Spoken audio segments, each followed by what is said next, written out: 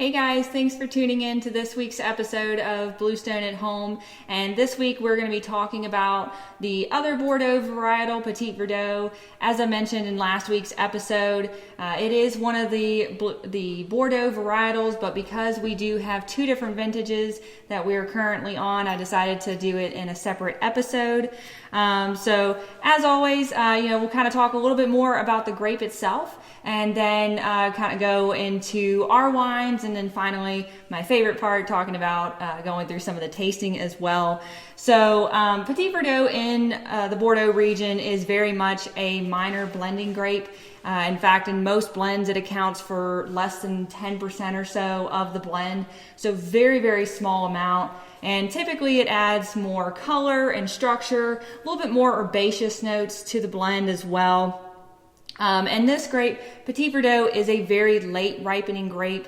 And in fact, Petit Verdot loosely translates into little green one, which, and what that refers to is that a lot of times in the Bordeaux region, they don't fully ripen all the way by the time they harvest them. And so, that's what it means by the little green one, that they're not fully ripe.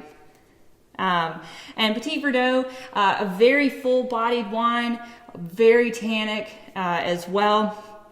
And so as we go through these, we're going to talk a little bit more about doing a vertical, as well as how vintage variation really plays a part in not only these wines, but just in wines in general, especially here in Virginia, where our years truly do vary from year to year. So what do I mean by a vertical tasting? A lot of people are very familiar with doing vertical tastings. Some of you may not. Is it something that you do a handstand while you drink wine? Is it something that you walk up the stairs as you're drinking wine? Or is it some tasting designed by magical unicorns or something like that? And so in a way it is fairly straightforward, and very much in a way it can be very magical. Especially with these two vintages, especially, there was very much a difference between the 13 and the 14. And so we'll kind of talk about those a little bit. We're going to start with the 2013 vintage. 2013 was a wet year, certainly nothing like the 2018, not by far. But during veraison, veraison is where the grapes kind of turn from that greenish color and they start to turn into the red, that reddish color, as well as start to accumulate more sugars and really start to ripen. Right at that time, it actually stopped raining. We had plenty of rain up until that point, about till late July or so. But then right after that, it pretty much stopped raining until harvest, with various little kind of rain spurts here and there. But the vines had enough moisture to sustain throughout the rest of the growing season, which was wonderful. The 2013, even with the rain in the beginning of the season, by no means was a weak vintage. The 2013 still came out over 14% alcohol. This one actually at 14.2. And then with the 2014, 2014 was kind of the opposite. 2014 was very much a drought year. And so it caused a lot of concern for the vineyard, especially with our Petit Verdot, because it is the last thing that we bring to the winery. It hangs on the vine the longest. And so, some of the vines started to shut down a little bit and caused a little bit of concern for the rest of the season. Sugars they stopped accumulating and things like that. Now, while the finished product is still beautiful, it still has that full-bodied, got that really nice fruit to it. The alcohol as well as the acidity for the 2014 were a little bit lower. The 2014 alcohol-wise is right at about 13.1 or something like that, actually. Yeah, 13 even. So a little bit less than what the 2013 was. But still a very full-bodied wine as well. So with all of that being said, if you were here in the tasting room doing a tasting with one of us, myself included, and you did a vertical of the Petit Verdots here in the tasting room, we'd tell you a little bit about, the story of how when we first released the 2013, which was roughly back in 2016, I believe. That one, when we first released it, the acidity and the tannins and just everything were just really aggressive. And so it was not a very approachable wine at such a young age. And so what ended up happening is that we pulled the 2013 from the tasting list later that year, in either late 2016 or so. And it went back to the cellar, took a little bit of a nap, kind of hung out in the cellar and took a 3-year nap. We did not bring it back out until the spring of 2019. So it's only been back released for about a year now. But meanwhile, shortly after we pulled the 2013 from the list, the 2014 was ready to go. It had been bottled, and it was much more approachable for a younger vintage. And again, a lot of that, the tannins and the acidity and just the overall wine itself was not nearly as aggressive as the previous vintage. So starting in 2019, as I mentioned, we have had both of them back on the tasting list. And so it's been fun to see as people have come into the tasting room, doing a little bit of a vertical to see just how different they truly have been. So typically with verticals as well, you'll usually go from the older vintage to the younger vintage. But with all of that being said that I had just mentioned a little bit ago, typically if you were here in the tasting room with me, we would do the 2014 first and then the 2013. And the reason being, just like whenever you're going through a red tasting, for example, like last week when we did the Bordeaux, that you're gonna go from the wine that's the lightest and then work your way to the heaviest, because you don't wanna overwhelm your palate by just mixing up, by going from a really heavy red to a really light red and just going back and forth. You wanna keep it pretty standard and pretty, moving along as far as like with the heaviness and the full bodiness of the wines. And so that's why we did the Bordeaux the way that we did last week. And with this week, that's why I'm going to do the younger vintage of the Petit Verdot first, and then we'll move into the 13. And a little bit about our wines, about both of these.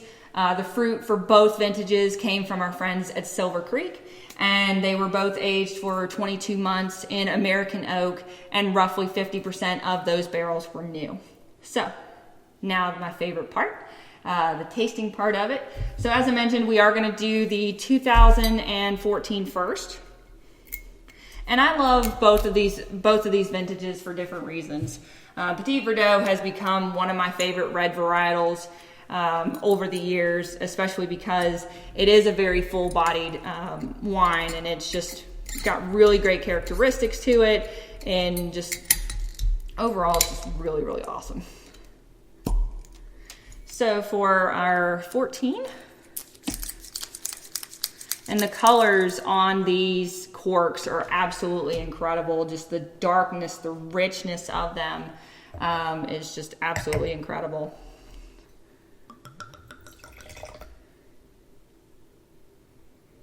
So we'll do a little taste. And you can see the color too. If you remember last week in the videos, and I watched it after it aired and whatnot, that, the colors in a lot of them were, rather light. And you could see the darkness kind of pick up as we went along. But Petit Verdot, this color is just, it's really beautiful. Definitely more of that darker garnet color. The core, or the kind of center of it, leaning to a very, very dark ruby.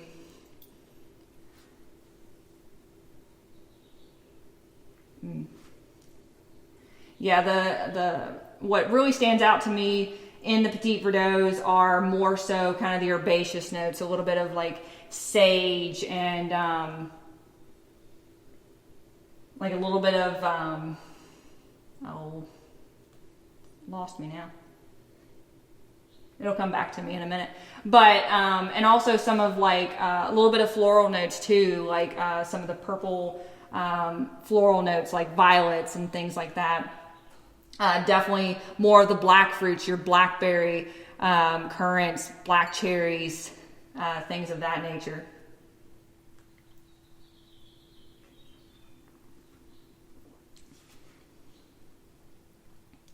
Get a little bit more smokiness on this one as well. And that's, you know, especially with being aged in the barrels, giving a little bit of kind of that toasty smokiness to it. Very much, you can feel the difference between some of our other Bordeaux varietals that we did. They definitely have a lot more weight on the palate. You can tell, you know, if you compare a Petit Verdot to a Cabernet, there's no comparison as far as just the heaviness and the weight on your palate. These just carry a lot more structure and depth and complexity.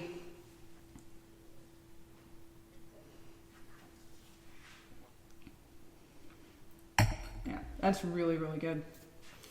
All right. So then, let me grab another glass real quick. So then we're going to go to the 13. And I'll leave a little bit there so that way when both of them, you can kind of see the difference in color as well. Because not only are they different as far as their, with the years and things like that, but the color, it's just got this really dark, just gorgeous color. And I can always tell when I've been opening a lot of Petit Verdot bottles during the day because my hands are just covered in purple by the end of the day. So just I love the color. I can't speak enough of it. And so this one as well, as I mentioned, I'm going to leave the other one up here on the bar just so you can see the difference of the color. And this one is even darker yet. Again, a lot more of the really dark, just ruby colors to it. This one would also be a really good one to decant. We talked a little bit about decanting last week. But this is on the other side of the spectrum, whereas I talked about how the Malbec needing decanting because it is such a young vintage. This one being a little bit on the older side. Older wines can use decanting too because they've got a little bit of age, and also to kind of help, you know, especially if a wine has been sitting on its side for a long period of time, to kind of help keep as much sediment out of your wine as much as possible. And so this one, let's give it a taste here real quick. Yeah, this one is really starting to get more of kind of those dried fruit notes, like dried cherry, dried plum, things like that. A little bit more of those kind of notes. Dill was the other one that I was mentioning about with some of the herby notes. I knew it would come back to me. I'm not getting as much of the herbs in this one. Definitely getting a little bit more of those dried fruits, and a little bit of, again, some of the blackberry notes, but not as much as what the 2014 had. Still a really lovely wine. This one, as it has gotten a little bit older, it's been interesting kind of seeing how this one has aged over the years. And especially once we brought the 2013 back out, this was one that truly did benefit from being back in the cellar for a few years before releasing it, just because the tannins and the acid really needed to mellow out.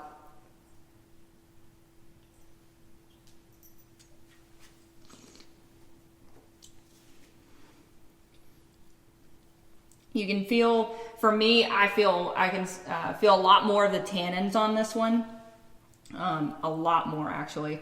And again, a little bit more of that alcohol as well. So, you know, when gauging alcohol, you know, and you feel that little bit of that warming sensation in your throat, I definitely feel this one a little bit more. And again, this one is a higher alcohol. This one's over 14%, and the 14 is only 13. So I definitely still feel a little bit more of that alcohol to this one as well. So that is the vertical tasting for the Petit Verdots for this week.